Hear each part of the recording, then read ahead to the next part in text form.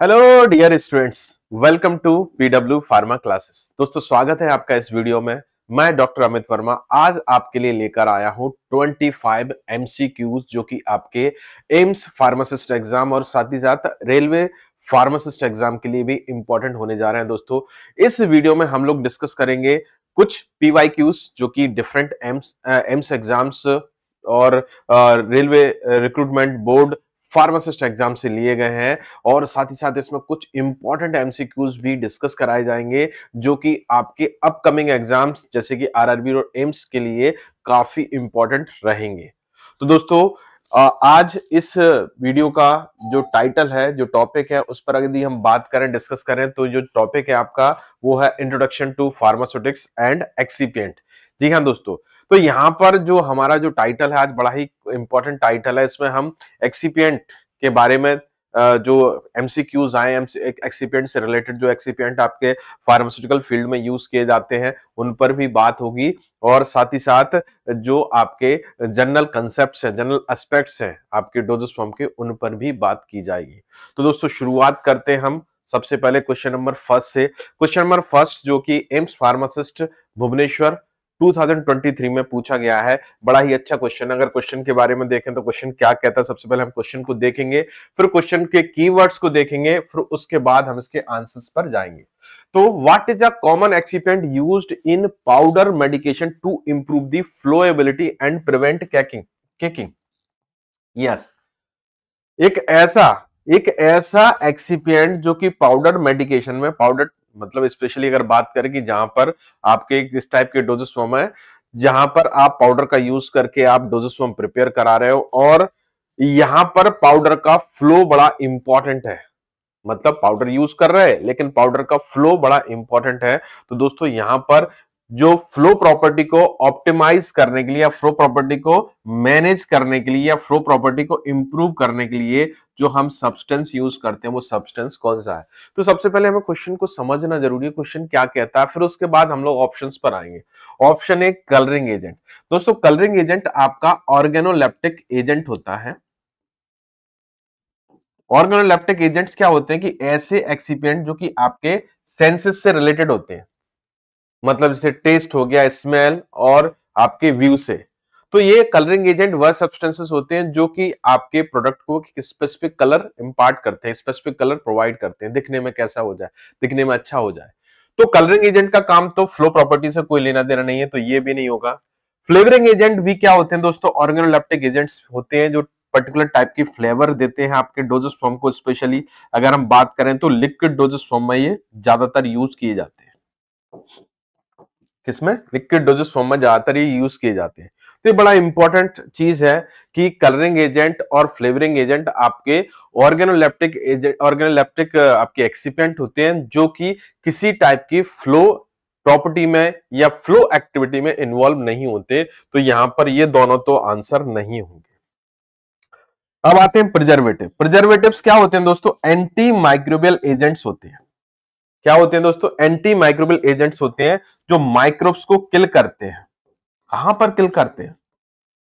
Microbes की या तो किल करते हैं या माइक्रोब्स की ग्रोथ को क्या करते हैं? रिटार्ड कर देते हैं, ग्रोथ डिक्रीज कर देते हैं। तो स्पेशली ये आपके प्रिजर्वेटिव होते हैं, ये आपके सेमी सॉलिड डोजेस फॉर्म या फिर लिक्विड डोजेस फॉर्म में यूज किए जाते हैं एज अ स्टेबलाइजर। मतलब प्रिपरेशन की स्टेबिलिटी को इनहांस करने का काम करते हैं। फ्लो प्रॉपर्टी से लेना देना नहीं है, तो ये भी नहीं होगा। तो अंत में बचता है क्या? ग्लाइडेंट। ग्लाइडेंट क्या होते हैं दोस्तों? नाम से समझ में आ रहा है, ग्लाइड करना। ग्लाइड मतलब फिसलना। ग्लाइडेंट्स एक स्पेसिफिक टाइप के आपके लुब्रिकेंट्स होते हैं जो कि पार्टिकल पार्टिकल के बीच में जो फ्रिक्शन होता है उसको क्या कर देता है? रिड्यूस्ड कर देते हैं। पार्टिकल पार्टिकल के बीच में जो फ्रिक्शन होता है उसको रिड्यूस कर देते हैं, जिसके कारण आपकी फ्लो प्रॉपर्टी बेटर हो जाती है। स्पेशली अगर हम बात करें दोस्तों, अगर इसमें यहां पर देखें, मैं अगर आपको बताऊं तो यहां पर अगर हम बात करें कि ये जो आपका जो मटेरियल है, जैसे कि हम बात करें टैबलेट मैन्युफैक्चरिंग होती है, आपने देखा भी होगा इस तरीके से टैबलेट मशीन होती है। तो यहां से मटेरियल मूव करता है, ये होपर से आपका मटेरियल कहां पर मूव करता है, डाई कैविटी की तरफ मूव करता है।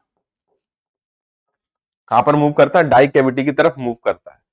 तो ड्यूरिंग मूवमेंट जो आपका जो पार्टिकल आप देख रहे हैं, ये ड्यूरिंग मूवमेंट जो पार्टिकल है, ये पार्टिकल जो है आपके एक दूसरे से क्या होते हैं, एक दूसरे में क्या कर सकते हैं, फ्रिक्शन, क्योंकि इनका जो शेप होता है वो अनइवन टाइप का होता है। इस तरीके से इसका शेप अगर देखें तो अनइवन टाइप का शेप होता है, तो डेफिनेट सी बात है इरेगुलर शेप होता है, जिसके कारण संभवतः यहां पर क्या होगा, फ्रिक्शन कॉज करेगा, और जब फ्रिक्शन कॉज होगा तो फ्लो प्रॉपर्टी इम्प्रॉपर हो जाएगी। तो फ्लो प्रॉपर्टी अगर इम्प्रॉपर होगी तो टैबलेट जो बनेगी वो उसमें वेट वेरिएशन हो सकता है, साइज वेरिएशन हो सकता है, और इवन कंटेंट नॉन यूनिफॉर्मिटी भी हो सकती है। तो इसलिए हम हमेशा जब भी टैबलेट कैप्सूल्स प्रिपेयर करते हैं तो फ्लो प्रॉपर्टी को ऑप्टिमाइज करने के लिए, फ्लो प्रॉपर्टी को मैनेज करने के लिए, फ्लो प्रॉपर्टी को एनहांस करने के लिए हम क्या यूज करते हैं, ग्लाइडेंट यूज करते हैं। तो यहां पर आता है फ्लो प्रॉपर्टीज की बात होती है, वहां पर ग्लाइडेंट हम लोग यूज करते हैं, याद रखना। ये क्वेश्चन के थ्रू हमने बहुत सारी चीजें सीखी। देखिए दोस्तों, क्वेश्चन एक था लेकिन हमने ग्लाइडेंट के बारे में काफी कुछ डिटेल जाना। तो glidants are those substances which increase the flow properties of the material by reducing the friction between the particles. Particles के बीच में फ्रिक्शन को रिड्यूस करके ये आपकी मटेरियल की फ्लो प्रॉपर्टी को ऑप्टिमाइज कर देते हैं, जिसके कारण आपकी जो टैबलेट्स में जो प्रॉब्लम्स होती हैं, कैप्सूल में जो प्रॉब्लम्स होती हैं, वेट वेरिएशन, कंटेंट यूनिफॉर्मिटी और आपका और भी ढेर सारी प्रॉब्लम होती हैं, उनको मिनिमाइज कर देते हैं। तो आंसर यहां पर क्या हो जाएगा दोस्तों, glidant is the right answer. Okay, चलिए आंसर देखते हैं। Answer is D, glidant. Glidant is the right answer. Okay, चलिए अब आगे बढ़ते हैं, क्वेश्चन नंबर 2 पर आते हैं। Are the substances that soften and moisturizing the skin and decrease the itching and flaking। एक ऐसा एक्सीपेंट बताइए जो स्किन को क्या करता है, मॉइस्चराइज करता है, सॉफ्ट करता है, और साथ ही साथ किसी भी टाइप की इचिंग और फ्लेकिंग, फ्लेकिंग मतलब स्किन का झड़ना, उसको फ्लेकिंग बोलते हैं, कम करता है। तो देखिए, डिमलसेंट, इमोलिएंट, कॉस्टिक, ग्लाइकोसाइड्स। तो मैं नीचे से शुरू करता हूं, ग्लाइकोसाइड्स।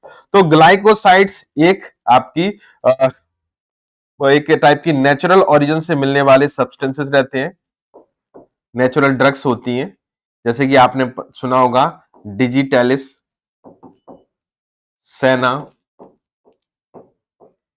अलॉय, ये सब ग्लाइकोसाइड्स हैं, और भी बहुत सारे एग्जांपल्स होते हैं। तो ये इस तरीके से स्किन को मॉइस्चराइजिंग और करने के लिए, ये पर्टिकुलर एक सब्सटेंस के बारे में पूछा है, ये किसी ड्रग की कैटेगरी के बारे में नहीं पूछा है, एक्सीपेंट के बारे में पूछा है। ये तो ड्रग है, ग्लाइकोसाइड ड्रग है, तो ये आंसर नहीं होगा। कॉस्टिक तो उल्टा काम करता है, स्किन को बर्न कर सकता है, इचिंग कॉज कर सकता है, इन्फ्लामेशन कॉज कर सकता है, मतलब इमोलिएंट के जस्ट उल्टा काम करेगा, उसको हम कॉस्टिक बोलते हैं, तो ये भी नहीं होगा। डिमलसेंट के बारे में अगर हम बात करें तो डिमलसेंट क्या होते हैं, आपके सूदिंग इफेक्ट प्रोड्यूस करते हैं, बट इनका काम सॉफ्टनिंग या मॉइस्चराइजिंग करना नहीं है स्किन का। स्किन को मॉइस्चराइज करने का, सॉफ्टनिंग करने का काम किसका होता है, इमोलिएंट का होता है। इमोलिएंट वह सब्सटेंसेस होते हैं जो कि स्किन का हाइड्रेशन को प्रमोट करते हैं।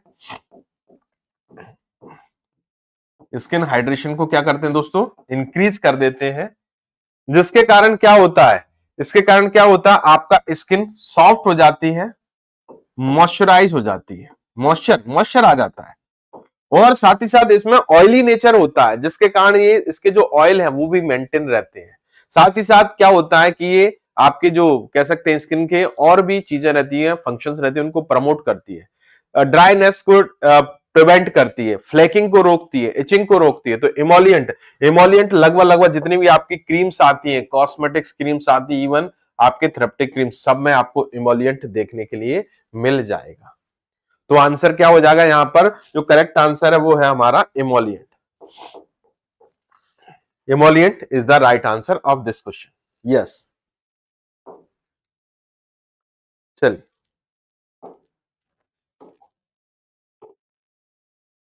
ओके, अब आते हैं क्वेश्चन नंबर 3 पर। Which of the following component in tablet are intended to promote flow of granules of और powder material by reducing the friction friction of the particle, ये एम्स फार्मासिस्ट पटना का question, देखिए वो भुवनेश्वर का था, लैंग्वेज थोड़ी सी अलग थी, यहां पर बिल्कुल एकदम से डेफिनेशन से पूछ लिया गया है। एक ऐसे एक्सीपिएंट जो कि टैबलेट को बनाने के लिए यूज किया जा रहा है, और ये जो एक्सीपिएंट है जो आपके फ्लो प्रॉपर्टी को प्रमोट करने का काम करेगा। कैसे करेगा? आपके जो पार्टिकल्स हैं, जो आपके टैबलेटिंग पार्टिकल्स हैं, चाहे पाउडर हो या ग्रेनुल्स हो, उनके बीच में फ्रिक्शन को रिटार्ड करके। यस, तो ये क्वेश्चन तो हमें समझ में आ गया, अब थोड़ा थोड़ा तो क्लिक कर रहा है कि करेक्ट आंसर क्या है। बट हम करेक्ट आंसर पर जाने से पहले हम रॉन्ग आंसर की तय पर जाएंगे कि रॉन्ग आंसर है तो कैसे है। डाइलुएंट, डाइलुएंट भी टैबलेट में यूज किए जाते हैं, ये बल्किंग एजेंट होते हैं। कैसे होते हैं? Bulking agents. मतलब ये क्या करते हैं, जब टैबलेट में जो ड्रग है उसका डोज साइज कम होता है, तो उस केस में ये आपके टैबलेट का वॉल्यूम इंक्रीज करने का काम करते हैं। मतलब बल्कीनेस प्रोवाइड करते हैं। जब डोज साइज कम होता है टैबलेट में ड्रग का, उस समय एक टैबलेट को स्पेसिफिक वॉल्यूम या स्पेसिफिक शेप या स्पेसिफिक साइज प्रोवाइड करने के लिए हम डाइल्यूएंट यूज करते हैं। तो डाइल्यूएंट तो फ्लो प्रॉपर्टी से इसका कोई लेना देना नहीं है, तो ये नहीं होगा। अडेसिव, इनको हम टैबलेट बाइंडर के नाम से भी जानते हैं, और इनको कई बार हम ग्रेनुलेटिंग एजेंट्स भी बोल देते हैं। क्या बोल देते हैं हम? Granulating agents. तो ये जो सब्सटेंस है आपके ग्रेनुलेटिंग एजेंट्स, अगर हम इसमें बात करें, तो ये आपके क्या करते हैं, जो आपका पाउडर मटेरियल है उसको एक दूसरे से जोड़कर या तो ग्रेनुल्स बनाने में हेल्प करते हैं टैबलेटिंग के दौरान, या फिर डायरेक्ट कंप्रेशन में आपका टैबलेट बनाने में हेल्प करते हैं। तो पार्टिकल से पार्टिकल को जोड़ने का काम, एडेसिव का होता है। तो यहां पर फ्लो प्रॉपर्टी से इसका कोई लेना देना नहीं होता। अब आते हैं बच्चों हम डिसएंटीग्रेंट पर। डिसएंटीग्रेंट मतलब ऐसे सब्सटेंसेस जो कि ईज करते हैं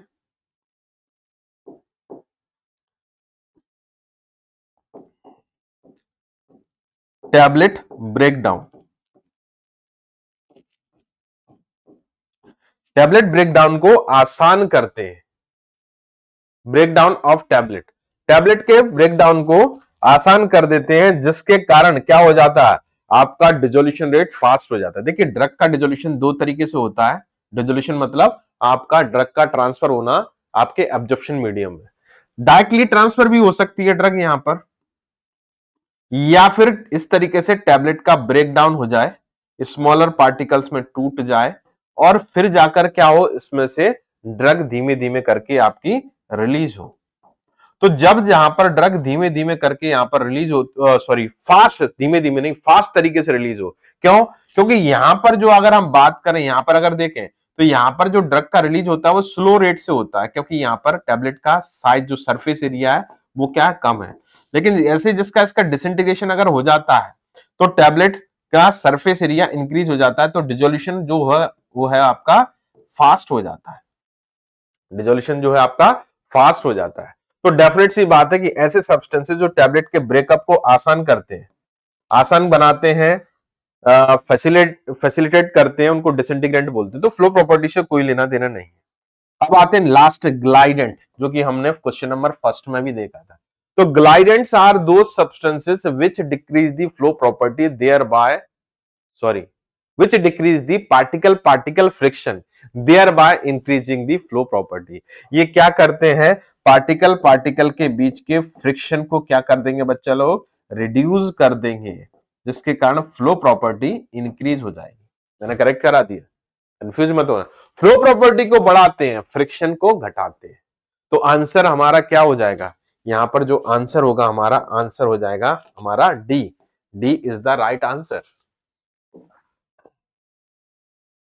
ओके, चलिए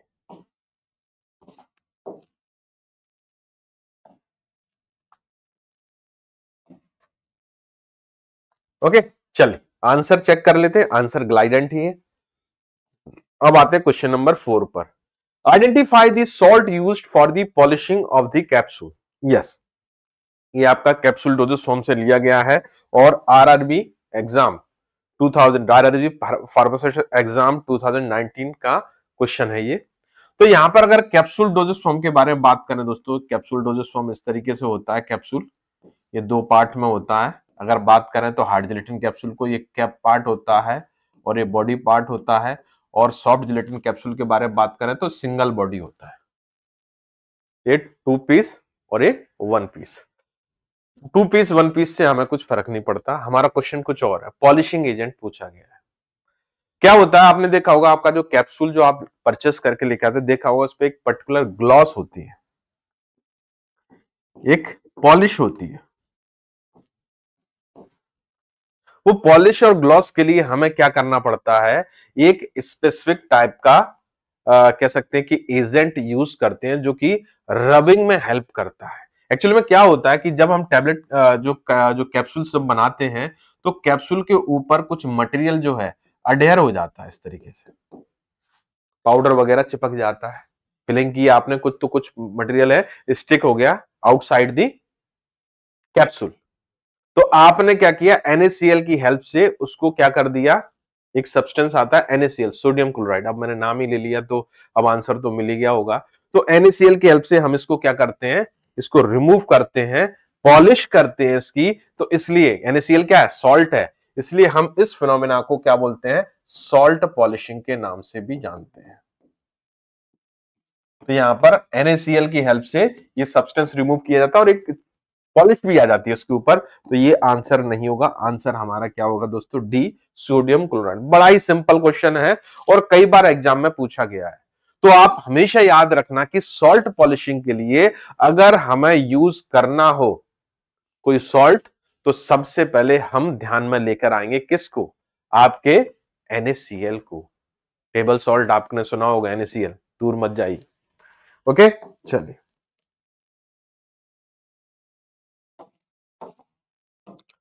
चलिए, D is the right answer. आगे बढ़ते हैं, next example for the anionic surfactant. Anionic surfactant, अब सरफेक्टेंट के बारे में अगर हम बच्चों बात करें, यहां पर अगर देखें तो जो सरफेक्टेंट्स होते हैं, सरफेक्टेंट का पूरा नाम होता है surface active agents. Surface active agents बोलते हैं इनको, शॉर्ट में सरफेक्टेंट्स बोलते हैं। ऐसे सब्सटेंसेस जो सरफेस पर एक्ट करते हैं, और आपने देखा होगा सरफेक्टेंट का कुछ इस तरीके का स्ट्रक्चर होता है। अगर हम इसके स्ट्रक्चर को एक्सप्लोर करें तो इसमें पोलर हेड होता है, पोलर हेड है जो कि आपके हाइड्रोफिलिक नेचर का है। किस नेचर का, हाइड्रोफिलिक नेचर का। और यहां पर अगर हम बात करें नॉन पोलर टेल है, कैसी है, नॉन पोलर टेल है जो कि आपके लिपोफिलिक कैरेक्टर की होती है। ये बताने का उद्देश्य ऐसा है कि आपको पता होना चाहिए सरफेक्टेंट मॉलिक्यूल के बारे में डिटेल। तो मतलब इसमें दोनों प्रॉपर्टी होती है, इसके कारण हम इसको amphiphilic molecule, both loving amphiphilic या एम्पीफाइल मॉलिक्यूल के नाम से भी जानते हैं। तो दोनों कैरेक्टरिस्टिक्स रखता है। तो इसका जो हेड पार्ट है, ठीक है ना, और जो टेल पार्ट है, टेल पार्ट जो है आपकी हाइड्रोकार्बन चेन रहती है एक्चुअल में। ओके, हाइड्रोकार्बन चेन होती है। और आपके जो हेड पार्ट पर आपके पोलर फंक्शनल ग्रुप अटैच रहते हैं।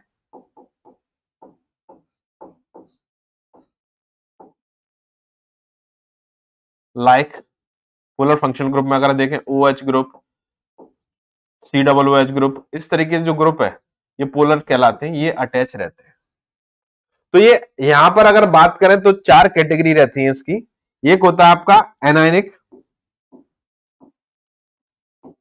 जिसके ऊपर कौन सा चार्ज हो, नेगेटिव चार्ज। एक होता है आपका कैटायनिक कैटेगरी वाला, जिसके ऊपर पॉजिटिव चार्ज। एक होता है नॉन आयनिक, जिसके ऊपर कोई चार्ज नहीं। और एक होता है आपका एम्फोलाइटिक, मतलब कंटेनिंग बोथ चार्ज, दोनों चार्ज होते हैं। Ampholytic means both charge, positive और नेगेटिव दोनों चार्ज होते हैं।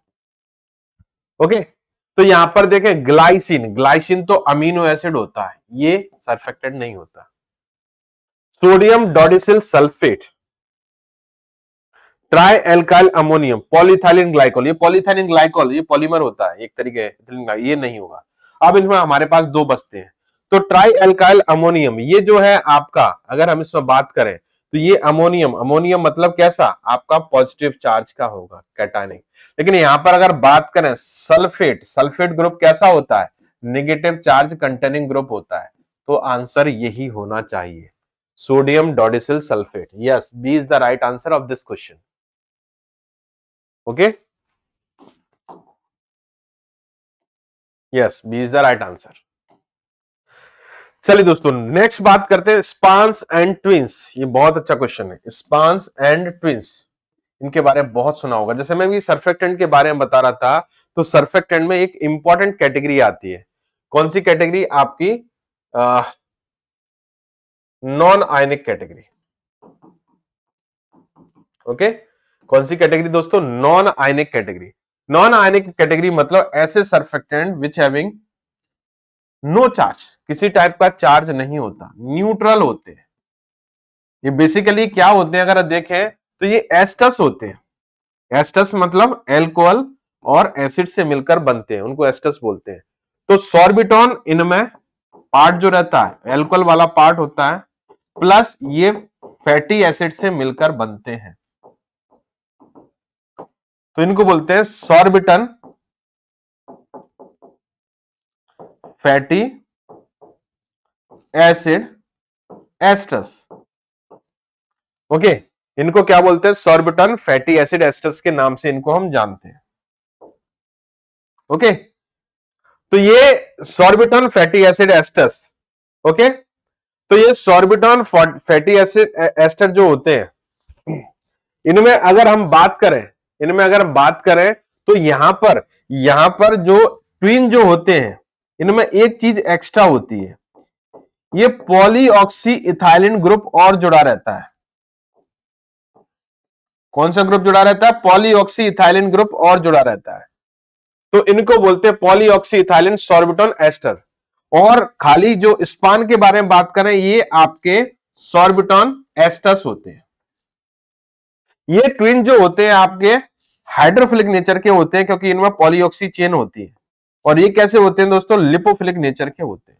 तो मैंने इनके बारे में बहुत कुछ डिटेल बता दिया। अब यहां पर मैं आपको बताने जा रहा हूं कि स्पान और ट्विन क्या होते हैं, इनका ऑप्शंस चेक करते हैं। ग्लाइकोसाइड तो एक ड्रग की कैटेगरी है, बिल्कुल नहीं होगा। हाईली पॉलीमराइज्ड मेनोरेनिक एसिड एनाइडाइड, ये भी नहीं। फास्फोलिपिड एक अलग ही कैटेगरी होती है, हालांकि फास्फोलिपिड का स्ट्रक्चर अगर हम देखें तो इन जैसा ही होता है, लेकिन इसमें 2 टेल होती है। ये भी आपका सर्फेक्टेंट का काम कर लेता है कई बार, लेकिन इस तरीके से होता है, स्ट्रक्चर अलग होता है इसका। लेकिन अगर यहां बात करें पॉलीऑक्सी इथाइलिन डेरिवेटिव, तो मतलब पॉलीऑक्सी इथाइलिन के डेरिवेटिव्स जो होते हैं वो हालांकि ट्विन होते हैं, लेकिन यहां पर ऑप्शन नहीं है, इसलिए हमने ट्विन और स्पान के लिए इस ऑप्शन को कंसीडर किया है। तो मतलब जो आंसर होगा हमारा, जो आंसर होगा हमारा क्या होगा, C is the right answer of this question. तो ये था हमारा क्वेश्चन नंबर 6, और इसका जो आंसर है हमारा वो है हमारा सी, पॉलीऑक्सी इथाइलिन डेरिवेटिव्स। तो चलिए दोस्तों, आंसर चेक करते हैं कि करेक्ट आंसर क्या है, फिर उसके बाद हम आगे बढ़ चलते हैं।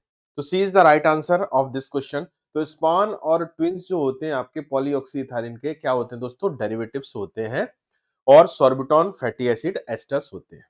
चलिए अब आगे बात करते हैं नेक्स्ट क्वेश्चन पर। सोडियम लॉरेल सल्फेट इज, बहुत अच्छा क्वेश्चन है दोस्तों, सोडियम लॉरेल सल्फेट के बारे में पूछा गया है। सोडियम लॉरेल सल्फेट एक बहुत अच्छा कह सकते हैं कि सर्फेक्टेंट होता है, जिसकी HLB वैल्यू बहुत ज्यादा होती है। कितनी होती है, इसको शॉर्ट में हम SLS के नाम से जानते हैं, और इसका HLB वैल्यू जो होती है 40 होती है, सबसे ज्यादा। HLB वैल्यू का मतलब होता है हाइड्रोफिलिक लिपोफिलिक बैलेंस, सबसे ज्यादा होती है इसकी। ये अगर हम बात करें तो इसमें लगा है सल्फेट, तो सल्फेट मतलब आपका निगेटिवली चार्ज, किसी भी सब्सटेंस को क्या कर देगा, नेगेटिव चार्ज कर देगा। तो यहां पर अगर बात करें तो कैटानिक सर्फेक्टेंट, कैटानिक मतलब पॉजिटिव चार्ज वाला, तो ये तो संभव नहीं है। फिर देखें एम्फोलाइटिक, एम्फोलाइटिक मतलब इसमें अगर देखें तो बोथ चार्ज, दोनों टाइप के चार्ज होते हैं, तो ये बोथ तो है नहीं, इसमें तो नेगेटिव है, तो ये भी नहीं होगा। नॉन आयनिक मतलब ऐसा ऐसा सर्फेक्टेंट जिसके ऊपर कोई चार्ज नहीं है, नो चार्ज, इसको बोलते हैं non ionic surface active agent. तो यहां पर ए, बी और सी, ये तीनों में से तो नहीं हो सकता, क्योंकि ये सल्फेट है, सल्फेट मतलब नेगेटिव चार्ज वाला होना चाहिए। तो हमारे पास डी आंसर जो निकल के आ रहा है एनायनिक। एनायनिक का मतलब होता है कि ऐसा सब्सटेंस जिसके ऊपर क्या होता है, नेगेटिव चार्ज होता है। क्या होता है दोस्तों, नेगेटिव चार्ज होता है, उसको हम बोलते हैं क्या, एनायनिक सरफेक्टेंट। तो ऐसा सरफेस एक्टिव एजेंट जिसके ऊपर नेगेटिव चार्ज है, उसका एग्जाम्पल है आपका सोडियम लॉरेल सल्फेट। और ये जो होता है आपका सोडियम लॉरेल सल्फेट, इसका एचएलयू वैल्यू मैंने अभी बताया आपको, सबसे हाई होता है, करीब करीब 40 होता है। चलिए आंसर चेक कर लेते हैं, आंसर क्या है करेक्ट आंसर, फिर हम आगे बढ़ जाते हैं। चलिए, तो D is the right answer. Okay, चलिए अब आते हैं क्वेश्चन नंबर 8 पर।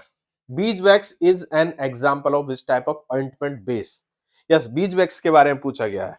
दोस्तों ऑइंटमेंट को बनाने के लिए, जब भी हम ऑइंटमेंट्स बनाते हैं तो ऑइंटमेंट को बनाने के लिए एक बेस की जरूरत पड़ती है, उस बेस को बोलते हैं हम ऑइंटमेंट बेस। यहां पर अगर हम बात करें दोस्तों, डिफरेंट टाइप के ऑइंटमेंट बेस होते हैं। अगर मैं कैटेगरी वाइज अगर हम बात करें तो यहाँ पर एक आपका आता है ओलियाजीनस, या इनको हम हाइड्रोकार्बन बेस के नाम से जानते हैं। ये सबसे बड़ी कैटेगरी है, सबसे पुरानी और सबसे बड़ी कैटेगरी है। इसमें आपके पेट्रोलेटम और उसके डेरिवेटिव्स आते हैं और ऑयल्स भी आते हैं, फैट्स, ऑयल्स इसी कैटेगरी में आते हैं। दूसरी कैटेगरी होती है आपकी एब्जॉर्प्शन बेस। कौन सी दोस्तों, एब्जॉर्प्शन बेस। तो एब्जॉर्प्शन बेस में अगर हम बात करें, ये वाटर की एब्जॉर्प्शन कैपेसिटी वाले बेस होते हैं। इनमें आपका wool fat,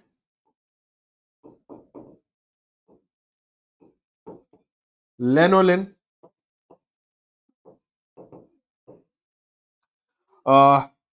bees wax, cholesterol आते। ओके, इसके अलावा तीसरी एक कैटेगरी और होती है, उसको बोलते हैं इमल्सिफाइंग बेस। और एक फोर्थ कैटेगरी और होती है वाटर सॉल्युबल बेस। मैं उन पर ज्यादा भी बात नहीं करूंगा। ओके, तो यहां पर अगर हम बात करें दोस्तों, ये हाइड्रोकार्बन और ओलियाजीनस, अब देखते हैं हम क्वेश्चन के ऑप्शंस देखते हैं। ये आपकी कैटेगरी नंबर 1 है, और इसके एग्जांपल मैंने आपको बताया था, petrolatum, white mineral oil, soft paraffin, hard paraffin, इस तरीके के आते हैं, ऑयल्स आते हैं, तो ये ऑप्शन नहीं है। वाटर मिसिबल और वाटर रिमूवल में आपका अगर हम बात करें तो यहां पर अगर देखें तो इसमें आपका cold cream and vanishing cream आती है। इस कैटेगरी में cold cream and vanishing cream, तो ये भी नहीं होगा। वाटर सॉल्युबल में जो होता है वो आपका आता है मैक्रोगोल्स, मतलब पीईजी बेस, कारोवैक्स या पीईजी वेक्स। यस, तो यहां पर जो आंसर जो होने जा रहा है हमारा, ए तो होगा नहीं, सी भी नहीं होगा, डी भी नहीं होगा। Correct answer absorption base. तो एब्जॉर्प्शन बेस वह बेस होते हैं जो वाटर एब्जॉर्प्शन कैपेसिटी वाले होते हैं, वाटर को अब्सॉर्ब कर लेते हैं और इन सीटू इमल्सिफिकेशन प्रोसेस को प्रोसीड करते हैं। तो यहां पर जो आंसर जो निकल के आएगा हमारा दोस्तों, वो आंसर जो निकल के आएगा वो आंसर क्या होगा, B is the right answer. Yes, B is the right answer of this question. Yes, अब आगे बढ़ चलते हैं, B is the right answer. Question number 9 पर आते हैं। एस्पार्टेम क्या होता है। एस्पार्टेम का हमारे दिमाग में चलता है कि एस्पार्टेम, सबसे पहले हमें दिमाग में ये आना चाहिए कि एस्पार्टेम होता क्या है। एस्पार्टेम एक आपका सिंथेटिक स्वीटनर होता है, जो डिफरेंट टाइप की फार्मास्यूटिकल प्रिपरेशंस में यूज किया जाता है। सिंथेटिक स्वीटनर होता है, स्वीटनिंग एजेंट होता है।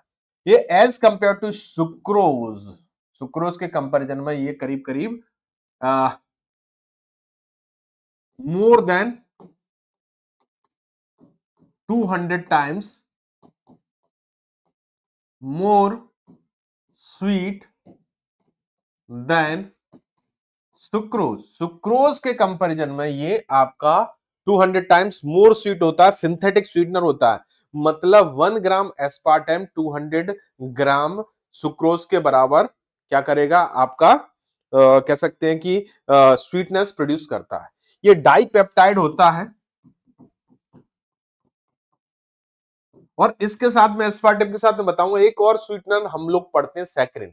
सैकरिन जो होता है बिटर आफ्टर टेस्ट देता है और कार्सिनोजेनिक भी होता है, मतलब कैंसर भी कॉज करता है। लेकिन एस्पार्टेम ना तो बिटर आफ्टर टेस्ट कॉज करता है, ना ही कार्सिनोजेनिक होता है। ये डाइपेप्टाइड होता है, और दो आपके अगर बात करें, ठीक है ना, दो आपके अमाइनो एसिड से मिलकर बना होता है, नाम से पता चल रहा है, एस्पार्टिक एसिड और फिनाइल एलानिन, ठीक है ना, methyl ester of aspartic acid and phenylalanine से मिलकर ये बना होता है। तो यहां पर आपको याद रखना पड़ेगा दोस्तों, ये एस्टर है और इसका आंसर है A is the right answer of this question. तो methyl ester of aspartic acid and phenylalanine से मिलकर बनता है आपका aspartame. Yes, aspartame is the right answer of this question. Okay, चल आगे बढ़ते हैं। Vulcanizing agent used in the rubber closure, इसको समझते हैं। वल्केनाइजेशन प्रोसेस को समझते हैं, क्या होता है दोस्तों, जब आप रबर को ऑब्टेन करते हो, किससे, रबर प्लांट से, किसके फॉर्म में होता है वो, आपका एक लेटेक्स के फॉर्म में ऑब्टेन किया जाता है, बहुत ही ज्यादा सॉफ्ट होता है।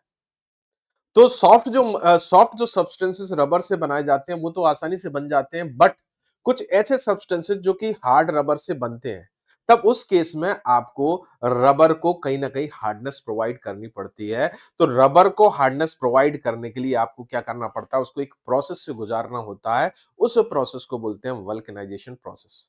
वल्केनाइजेशन प्रोसेस में हम बेसिकली क्या यूज करते हैं, सल्फर, एक चार्ल्स गुडियर थे एक साइंटिस्ट, उन्होंने इसको डिस्कवर किया था। यहां पर अगर हम बात करें कार्बन कार्बन किस तरीके से चेन होती है, और इस चेन में सल्फर जो क्या करता है, क्रॉस लिंकिंग क्रिएट करता है। सल्फर आपको पता है डबल बॉन्ड, दो बॉन्ड बनाने की प्रॉपर्टी रखता है डबल बॉन्ड की, तो इस तरीके से आपकी क्रॉस लिंकिंग करता है, इससे हार्डनेस इंक्रीज होती है। तो यहां पर अगर ऑप्शंस देखें तो पेरोक्साइड, सिलिकॉन और बेरियम सल्फेट तीन दिए हुए, सल्फर तो दिया नहीं है। बेसिकली ये जो पेरोक्साइड है ना, ये एक्चुअली में सल्फर पेरोक्साइड होता है। तो सल्फर पेरोक्साइड वह सब्सटेंस है जो कि आपके क्रॉस लिंक, रबर में क्रॉस लिंकिंग क्रिएट करता है, जिसके कारण रबर में हार्डनेस प्रमोट होती है। मतलब केमिकल क्रॉस लिंकिंग के लिए जो सब्सटेंस रिक्वायर है उसको हम रबर के लिए वल्कनाइजिंग एजेंट बोलते हैं, और इस प्रोसेस को वल्कनाइजेशन प्रोसेस के नाम से जानते हैं। और इस प्रोसेस के जो डिस्कवरी की थी वो चार्ल्स गुडियर ने की थी। तो करेक्ट आंसर है दोस्तों यहाँ पर क्या हो जाएगा, A is the right answer of this question. A is the right answer.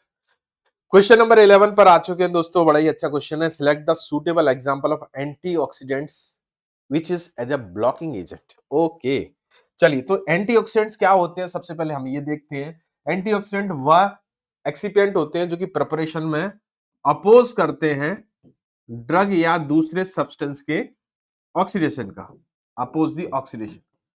Drug या किसी सब्सटेंस का अगर ऑक्सीडेशन होता है किसी व्हीकल जैसे कि, तो उसकी प्रॉपर्टी चेंज हो जाती है। और ये अगर बात करें पाथ, कॉमन पाथवे है ड्रग के डिग्रेडेशन का, कौन, ऑक्सीडेशन। तो ड्रग के डिग्रेडेशन को या दूसरे एक्सिपिएंट या व्हीकल के डिग्रेडेशन को प्रिवेंट करने के लिए हम उसमें प्रिपरेशन में एंटीऑक्सीडेंट्स ऐड करते हैं। कौन कौन से एंटीऑक्सीडेंट्स होते हैं अगर हम बात करें तो यहाँ पर टाइप्स में अगर हम जाएं तो सबसे पहला आता है आपका जो आता है रिड्यूसिंग एजेंट। कौन सा दोस्तों, रिड्यूसिंग एजेंट्स। दूसरी कैटेगरी अगर हम बात करें तो उसमें आता है आपका चेन ब्लॉकिंग एजेंट, क्वेश्चन में यही पूछा गया है अगर हम देखें, चेन ब्लॉकिंग एजेंट्स। फिर अगर हम बात करें दोस्तों नेक्स्ट जो है वो है आपके सिनर्जिस्ट, मिलजुल कर काम करने वाले, singly not effective but given in the composition work effectively. और लास्ट में आता है चीलेटिंग एजेंट, इसका तो काम ही अलग है, ये कैटलिस्ट को घेर कर मारता है। जो ट्रेस मेटल होते हैं आयरन, कॉपर, ये आपके ऑक्सीडेशन प्रोसेस के लिए किसका काम करते हैं, किसका काम करते हैं, कैटलिस्ट का काम करते हैं। तो चिलेटिंग एजेंट उन कैटलिस्ट को बाइंड कर लेता है, जिसके कारण ड्रग का ऑक्सीडेशन क्या हो जाता है, कम हो जाता है। तो यहां पर देखें ये चारों कैटेगरी है। कैटेगरी नंबर 1 रिड्यूसिंग एजेंट, तो मैं आपको एक एक करके बताता चलता हूं। सोडियम फॉर्मल्डिहाइड सल्फोक्सिलेट, ये रिड्यूसिंग एजेंट कैटेगरी में आता है। ईडीटीए ये आपका चीटिंग एजेंट कैटेगरी में आता है। जितने भी एसिड्स रहते हैं ज्यादातर वो आपके सिनर्जिस्ट कैटेगरी में आते हैं। और लास्ट बचता है कौन, BHT ब्यूटाइलेटेड हाइड्रोक्सी टॉलरेंट, ये आपका चेन ब्लॉकिंग एजेंट होता है। BHT के अलावा BHA butylated hydroxy anisole, tocopherol, ठीक है ना, और ascorbic acid ester, ascorbic acid esters, ये किस में आते हैं, ये आपके चेन ब्लॉकिंग एजेंट होते हैं। फ्री रेडिकल चेन रिएक्शन को ब्लॉक कर देते हैं, जिसके कारण ऑक्सीडेशन प्रोसेस थम जाती है, रुक जाती है, डिले हो जाती है। तो करेक्ट आंसर क्या हो जाएगा बच्चों? यहां पर करेक्ट आंसर हो जाएगा हमारा D. D is the right answer. Okay, तो बात करते हैं हम question number 12। Dioctyl sodium sulphonate sulphosuccinate used as except. Except पूछा गया है कि सल्फोसक्सिनेट जो होता है, डॉस, जिसको शॉर्ट में हम डॉस के नाम से जानते हैं, ये जो सल्फोसक्सिनेट है ये किस कौन कौन से वर्क कर सकता है और कौन सा वर्क नहीं कर सकता एज पर दी ऑप्शंस। तो यहां पर ऑप्शंस देखते हैं। ऑप्शन ए है आपका सोलिबलाइजर। जी हाँ, ये सोलिबलाइजर की जैसा काम कर सकता है, ड्रग की सोलिबिलिटी को एनहांस कर सकता है। ये वेटिंग एजेंट का भी काम करता है क्योंकि सरफेक्टेंट है, और डेफिनेट सी बात है सरफेक्टेंट वेटिंग एजेंट का काम करते हैं। ये इमल्सिफाइंग एजेंट का भी काम करता है क्योंकि ये आपका सरफेक्टेंट है। तो सरफेक्टेंट आपके सोलिबलाइजर भी हो सकते हैं, वेटिंग एजेंट्स भी हो सकते हैं और इमल्सिफायर्स भी हो सकते हैं। तो कुल मिला के बात है कि यहाँ पर ए, बी और सी तीनों की जैसा तो काम कर सकता है डाइऑक्टाइल सोडियम सल्फोसक्सिनेट, बट ये आपका चीलेटिंग एजेंट का काम नहीं कर सकता। किसका काम नहीं कर सकता? ये चीलेटिंग एजेंट का काम नहीं कर सकता। तो मतलब आंसर यहां पर क्या हो जाएगा? D is the right answer. Okay, तो ये था क्वेश्चन नंबर 12। अब आते हैं क्वेश्चन नंबर 13 पर। Detergent used for the washing of parental. Parental preparation में आप जो parental container, washing of parental preparation, parental preparation के लिए जो कंटेनर्स और कह सकते हैं कि जो इक्विपमेंट्स रहते हैं उनकी वॉशिंग के लिए कौन सा यूज करते हैं?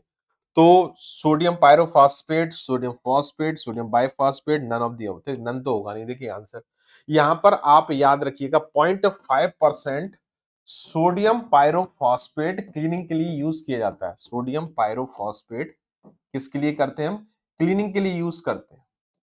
इक्विपमेंट्स की क्लीनिंग के लिए, कंटेनर्स की क्लीनिंग के लिए जब हम फिलिंग करते हैं तो एक बहुत अच्छा एक तरीके से डिटर्जेंट का काम करता है। तो आंसर क्या होगा आपका? A is the right answer of this question. Okay, चलिए। White mineral oil is also known as. White mineral oil को किस नाम से जानते हैं? Soft paraffin, liquid paraffin, arachis oil, olive oil. तो ये जो होता है आपका पेट्रोलेटम, दोस्तों ये आपका मिनरल व्हाइट मिनरल ऑयल एक पेट्रोलेटम का डेरिवेटिव है, ठीक है ना। और अगर हम बात करें, इसको लिक्विड पेट्रोलेटम के नाम से भी जानते हैं। ये आपका मैंने अभी बताया था आपको, हाइड्रोकार्बन बेस का काम करता है, और भी सारे फंक्शंस रहते हैं। किसका काम करता है? हाइड्रोकार्बन बेस का काम करता है। और इसके सिनोनिम से क्वेश्चन बहुत पूछे जाते हैं, हमें याद रखना है। तो नाम से व्हाइट मिनरल ऑयल मतलब ये किस नेचर का? लिक्विड नेचर का होगा। तो यहाँ पर सॉफ्ट पैराफिन आपका लिक्विड नेचर का नहीं होता है, सेमी सॉलिड नेचर का होता है थोड़ा सा। ऑयल तो होगा नहीं, देखिए दोनों ऑयल में। ये लिक्विड पैराफिन, लिक्विड पैराफिन को हम व्हाइट मिनरल ऑयल या लिक्विड पेट्रोलेटम के नाम से भी जानते हैं। तो आंसर यहाँ पर जो करेक्ट आंसर है वो हो जाएगा हमारा B. B is the right answer.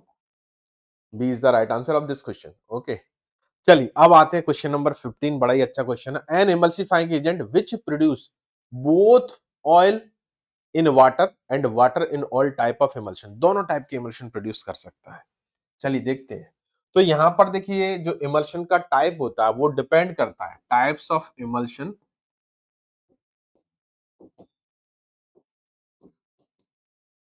Depends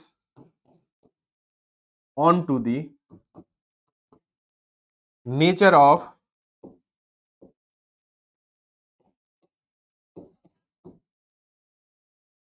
emulsion. Emulsion का नेचर क्या है या फिर एक्सटर्नल फेज का नेचर क्या है। मतलब OW इमल्शन है तो आप इसमें हाइड्रोफिलिक यूज करोगे, यदि WO इमल्शन है तो आप इसमें लिपोफिलिक इमल्सिफायर यूज करोगे। ये डिपेंड। लेकिन यहां पर एक ऐसा इमल्सिफायर दिया गया है जो दोनों टाइप के इमल्शन प्रोड्यूस करने में कैपेबल है।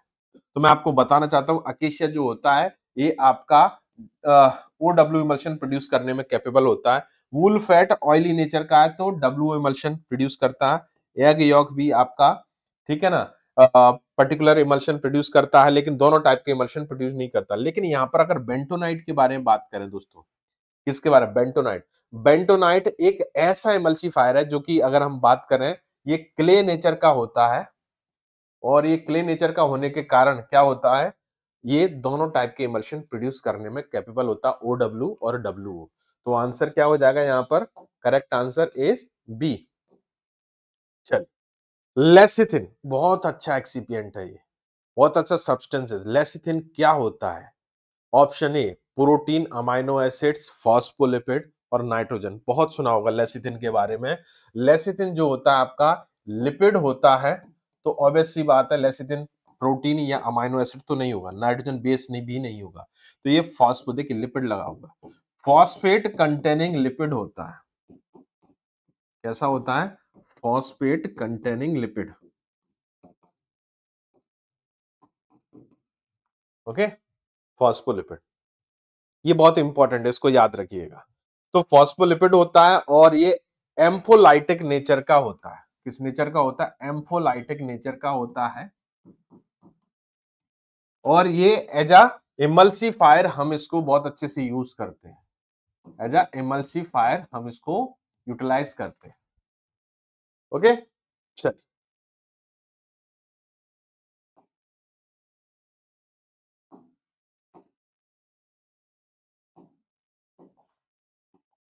चलिए अब आगे बढ़ते हैं, तो सी आंसर हो जाएगा।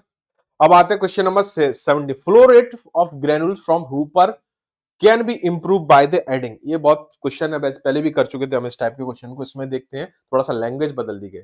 ग्रेनुल्स की, देखिए यहाँ पर ग्रेनुल्स दिया गया हुपर, तो हमें याद करना पड़ेगा हुपर होता क्या है। सबसे बड़ी चीज तो क्या है, हुपर होता क्या है?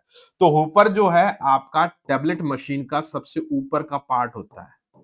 जो आप टैबलेट मशीन होती है ना, उसको अगर हम देखें, टैबलेट मशीन के स्ट्रक्चर को देखें यहाँ पर, ये आपका इस तरीके से, तो ये वाला जो एरिया रहता है ये हुपर कहलाता है। ये मटेरियल को होल्ड रखने का काम करता है। तो हुपर से जो ग्रेनुल्स होते हैं निकलकर फीडिंग, ये आपका फीडिंग मैकेनिज्म होती है। इस फीडिंग मैकेनिज्म से निकलकर कहां पहुंचते हैं? अगर हम बात करें तो ये यहां पर आपके डाई में पहुंच जाते हैं। कहां पर? डाई में पहुंच जाते हैं। ओके, ये डाई में पहुंच गए।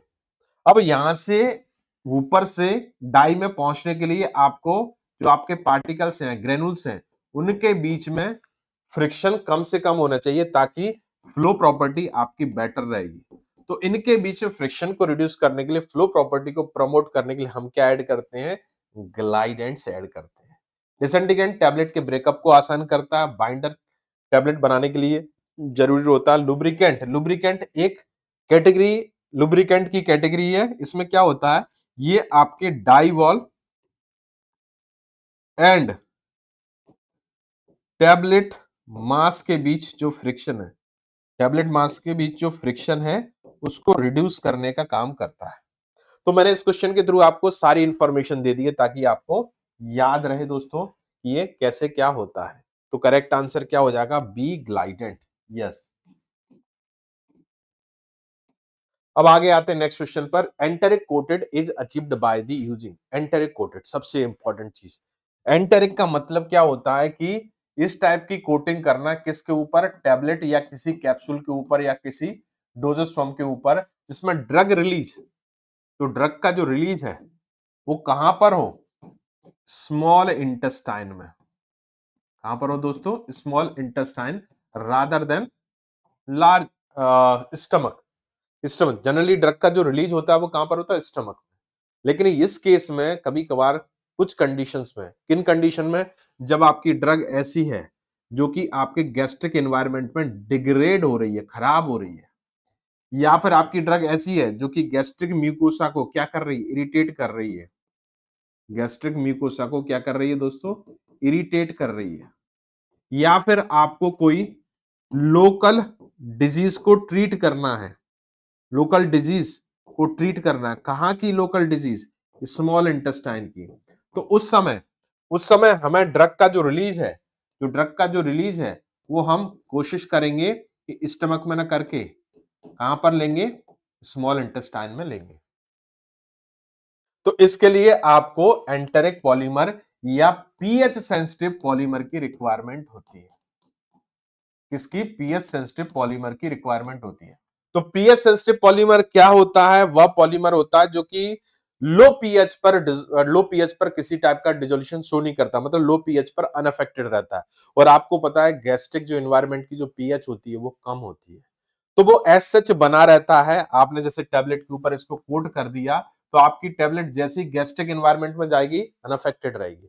लेकिन जैसे ही ये टेबलेट, आपकी कोटेड टेबलेट आगे बढ़ेगी, स्मॉल इंटेस्टाइन में जाएगी, तो उसकी पीएच आपको पता है स्मॉल इंटेस्टाइन की पीएच ज्यादा होती है, स्लाइटली अल्कलाइन से आपकी न्यूट्रल होती है। तो यहां पर आपका आपका जो लेयर है, पॉलीमर की लेयर है, वो डिसॉल्व होना शुरू हो जाती है।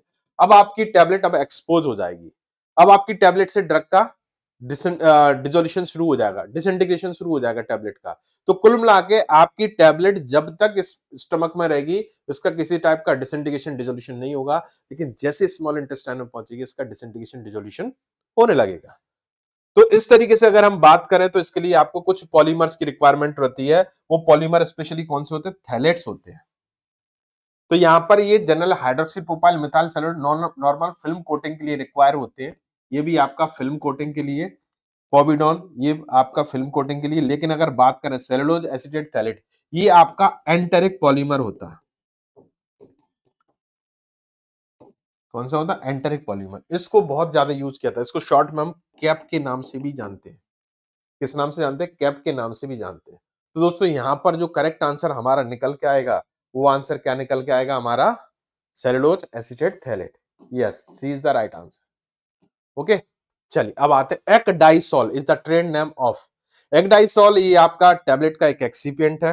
ओके, तो ये हाइड्रोलाइज स्टार्च होता है, एमसीसी, सीएमसी। एमसीसी का फुल फॉर्म आपको जानना जरूरी है, माइक्रो क्रिस्टलाइन सेलुलोज।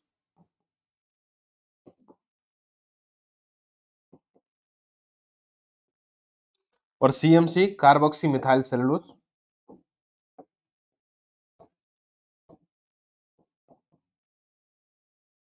तो एक्डाइसोल एक बहुत अच्छा एक्सिपिएंट होता है दोस्तों, अगर हम बात करें। और इसका जो, अगर केमिकली अगर इसको देखें, केमिकली अगर हम बात करें, तो केमिकली आपका कार्बोक्सी मिथाइल सेलुलोज होता है। सेलुलोज का डेरिवेटिव होता है कार्बोक्सी मिथाइल सेलुलोज का। ओके, तो आंसर क्या हो जाएगा यहां पर? C is the right answer. Okay, चलिए अब नेक्स्ट आते हैं। Which of the following is not responsible for the bitter taste in the formulation. आपने देखा होगा बहुत सारे आपके फ्लेवरिंग एजेंट्स होते हैं, और इन फ्लेवरिंग एजेंट्स का एक पर्टिकुलर, अगर हम बात करें, टेस्ट होता है। कुछ आपके स्वीट टेस्ट वाले होते हैं, कुछ आपके फ्लेवरिंग एजेंट में बिटर टेस्ट होता है, कुछ टेस्ट आपके सोर टेस्ट वाले होते हैं, कुछ सॉल्टी होते हैं। तो यहां पर पूछा गया बिटर टेस्ट एक का नहीं होता। वाइल्ड चेरी बिटर टेस्ट वाली होती है, मिंट स्पाइस बिटर टेस्ट वाली होती है, वॉलनट आपकी बिटर टेस्ट वाली होती है। लेकिन जो वेनिला है बिटर टेस्ट नहीं होता। इसका अगर वेनिला को देखें, इसका स्वीट टेस्ट और आपका सॉल्टी टेस्ट होता है, दोनों टेस्ट रखती है। तो आंसर क्या हो जाएगा यहां पर? Vanilla is the right answer. Right answer क्या हो जाएगा? B, vanilla. नॉट पूछा है। चलिए अब आते हैं क्वेश्चन नंबर 21 पर। Choose the correct notation for the dichloro tetrafluoroethane. ये बहुत अच्छा क्वेश्चन है। आपने देखा होगा ये डाइक्लोरो टेट्राफ्लोरोईथेन, ये क्या प्रोपेलेंट होते हैं। क्या होते हैं? प्रोपेलेंट का नाम है। प्रोपेलेंट कहाँ यूज किए जाते हैं? एरोसॉल में यूज किए जाते हैं। किसमें? एरोसॉल में। ओके, ये प्रेशर प्रोड्यूस करने का काम करते हैं। प्रेशर जो होता है, एरोसोल क्या होता है? प्रेशराइज्ड डोसेज फॉर्म होता है। तो प्रेशर प्रोड्यूस करने का काम किसका है? इंक्रीज करने का काम किसका है? प्रेशर प्रोड्यूस करने का आपके प्रोपेलेंट का। तो प्रोपेलेंट के नाम बहुत बड़े रहते हैं, कई तरह के प्रोपेलेंट रहते हैं। कुछ हाइड्रोकार्बन रहते हैं, कुछ क्लोरोफ्लोरो हाइड्रोकार्बन रहते हैं। तो क्लोरोफ्लोरो हाइड्रोकार्बन रहते हैं, उनके नाम बहुत बड़े बड़े रहते हैं। तो नाम को शॉर्ट करने के लिए उनको नंबर दे दिया जाता है। तो यहां पर देखिए 3 नंबर रहते हैं, जैसे एक्स वाई जेड। ये नंबर बताता है, जेड जो है एक्चुअल नंबर ऑफ फ्लोरीन को बताता है। ये जो है number of hydrogen more than 1, hydrogen number का एक से ज्यादा को दिखाता है। मतलब जितना हाइड्रोजन है उससे एक ज्यादा है। मतलब अगर फॉर्मूले में 0 है तो 1 दिखाएगा यहां पर। फॉर्मूले में अगर 1 है तो 2 दिखाएगा यहां पर। ये है आपका दूसरा, number of carbon atom less than 1। मतलब फॉर्मूले में अगर 2 है तो यहां पर 1 दिखाएगा। सपोज ये नंबर क्या है, 1 2 3 है, तो 3 इसमें फ्लोरीन है, और 3 एक्चुअल में, ये तो एक्चुअल नंबर होता है, 2 यहाँ पर 2 दिख रहा है, मतलब एक हाइड्रोजन है उसमें, किसमें, स्ट्रक्चर में, और 1 1 मतलब ये 1 बता रहा है नंबर ऑफ कार्बन एक कम, मतलब वास्तविकता में कितने, 2 है। चलिए पहले स्ट्रक्चर बना देते हैं। डाइक्लोरो टेट्राफ्लोरोईथेन, बड़ी आसानी से बन जाएगा। डाइक्लोरो टेट्राफ्लोरोईथेन, ईथेन है मतलब 2 कार्बन है, 2 क्लोरीन है, और 4 फ्लोरीन है। Dichloro dichloro tetrafluoro, okay. तो यहां पर 4 नंबर हो गया क्लोरीन का, हाइड्रोजन बिल्कुल नहीं है तो हम 1 लिखेंगे, कार्बन 2 है तो मतलब यहां पर 1 लिखेंगे। तो सही आंसर क्या हो जाएगा, 114। करेक्ट आंसर क्या निकल के आएगा दोस्तों, 114। तो यहां पर क्या हो जाएगा, D is the right answer of this question. Yes, D is the right answer. Okay, चलिए क्वेश्चन नंबर 22 पर आते हैं। क्वेश्चन बहुत अच्छा है। Artificial freely soluble agent which is official in 1985, 250 to 500 time more sweet as sugar but leave bitter aftertaste. और इसमें एक चीज और जोड़ूंगा, and show carcinogenicity, carcinogenicity cause करता है। ओके, तो सुक्रोज, सुक्रोज तो आपका आर्टिफिशियल नहीं होता, नेचुरल होता है। साइक्लामेट, साइक्लामेट आर्टिफिशियल होता है, बट आपका जो होता है आपका 72 टाइम्स मोर स्वीट होता है, यहां से 250 टू 500 है। एस्पार्टेम आपका 200 टाइम्स होता है, ये तो यहां पर 250 से 500 दिया हुआ है। तो यहां पर जो आंसर हमारे पास जो निकल के आएगा सैकरिन, ये सारी के सारी क्वेश्चन में जितनी भी प्रॉपर्टी है वो सैकरिन के बारे में बता रहे हैं। इसको हम बात करते हैं, सैकरिन एक आर्टिफिशियल स्वीटनिंग एजेंट होता है, तो एज कंपेयर सुक्रोज जो 250 से लेकर 500 टाइम्स मोर स्वीट होता है, ये बेटर आफ्टर टेस्ट, मतलब जब तक माउथ में रहेगा तब तक तो माउथ में आपको स्वीटनेस की फीलिंग आएगी, लेकिन जैसे ही इसकी क्वांटिटी खत्म होगी, इसका टेस्ट आपको बिटर लगने लगेगा, मुंह में आपको बिटरनेस फील होने लगेगी। उसके बाद अगर देखें ये कैंसर भी कॉज करता है। तो इतनी सारी चीजें जुड़ी हुई हैं किसके साथ में, सैकरिन के साथ में। तो मतलब आंसर यहाँ पर क्या हो जाएगा, saccharin. Saccharin is the right answer.